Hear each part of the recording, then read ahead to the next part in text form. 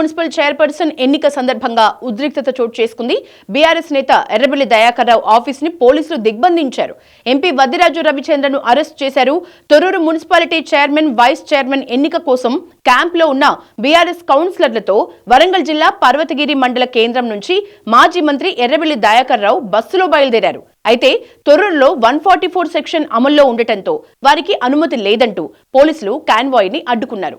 అనంతరం కౌన్సిలర్లతో సహా బస్సును వెనక్కి పంపించేశారు. దీంతో అక్కడ ఉద్రిక్త వాతావరణం నెలకొంది. చివరికి లక్కీ డ్రా ద్వారా తొర్రూరు మున్సిపల్ చైర్మన్ గా కాంగ్రెస్ అభ్యర్థి శ్రవణ్ ఎన్నికయ్యారు.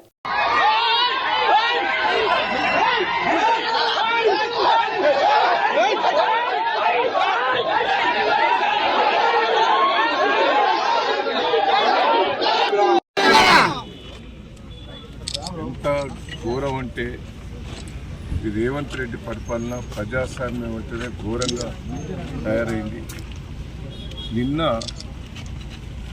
నిన్న మమ్మలను నేను విప్పు జారీ చేయాలి. ఆర్డీఓ ఆఫీస్ కూడా పోయేందుకు నాకు అనుమతి ఇవ్వదు. కమిషనర్ ఆఫీస్ కూడా పోయేందుకు అనుమతి ఇవ్వలేదు. అదే అమెరికాకు సంబంధించిన సిటిజన్షిప్ ఉన్న ఝాన్సీ గారిని ఆర్డీఓ ఆఫీస్ పోయింది, కమిషనర్ ఆఫీస్ పోయింది, మున్సిపాలిటీలో వాళ్ళ దగ్గర కూడా పోయి ఒక్కొక్కరికి ₹1 ఇస్తాం, ₹2 ఇస్తామంటే మా వాళ్ళు ఎవరు కూడా అమ్ముకోలేదు. భయభ్రాంతులు చేసింది. ఎట్లా ఉంటే అంటే గతంలో నేను 45 ఏళ్ళ నుంచి రాజకీయాలు ఉన్నాను. ఈక్వల్ ఇప్పుడు కేసముద్రం ఉన్నది. ఈక్వల్గా ఉన్న కానీ ఎమ్మెల్యేకు ఓటు సమానం ఉన్నప్పుడు ఓటు హక్కు ఉపయోగించుకునే అవకాశం.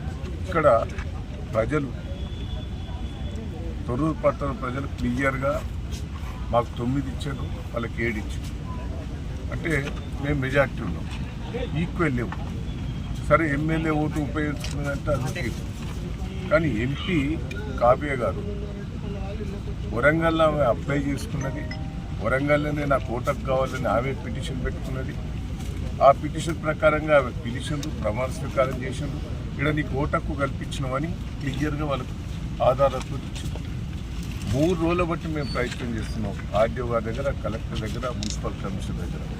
ఏమో ఓటకు ఇక్కడ ఉపయోగించుకున్నదట, దాన్ని ఆధారం ఇవ్వండి అని మా కోర్టు వాళ్ళు అడుగుతున్నారు. 3 రోజుల బట్టి ఆధారాలు కూడా ఇస్తారు. ఇవాళ ఓటేసి అది ప్రజాస్వామ్యం వేసినాక ఒక్కసారి ఆలోచించండి. జనగాంలో ఇద్దరు సమానంగా ఉంటే మా వాళ్ళని గుంజి కాంగ్రెస్ పార్టీతో సమానం వస్తే ఆడ టాస్లా వాళ్ళకే వచ్చింది.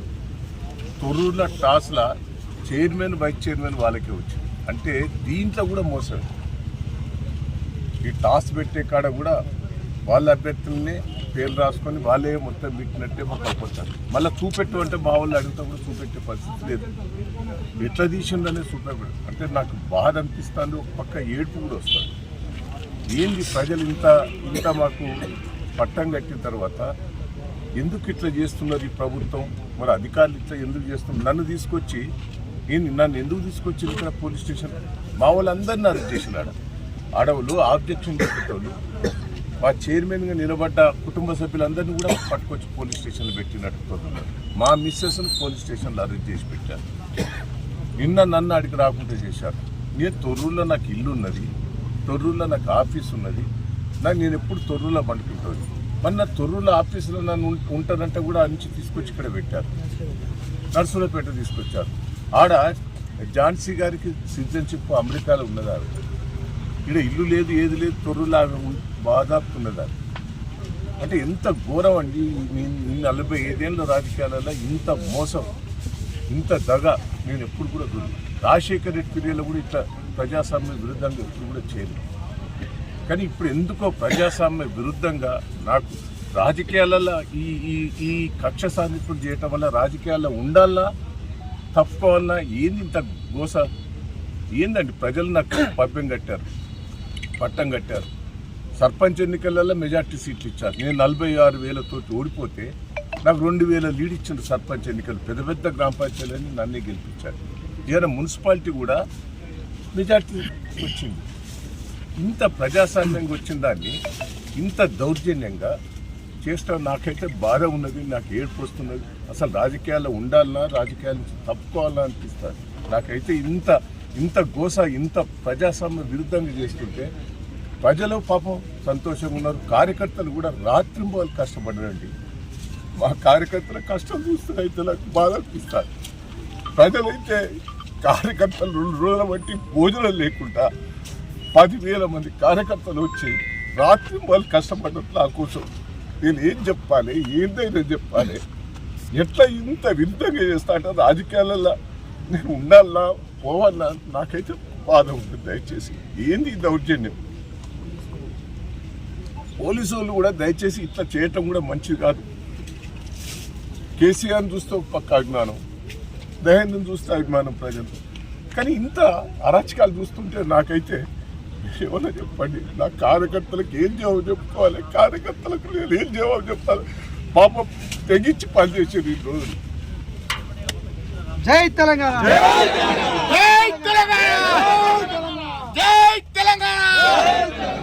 వర్ధిల్లాలి కేసీఆర్ గారి నాయకత్వం, వర్ధిల్లాలి కేసీఆర్ గారి నాయకత్వం.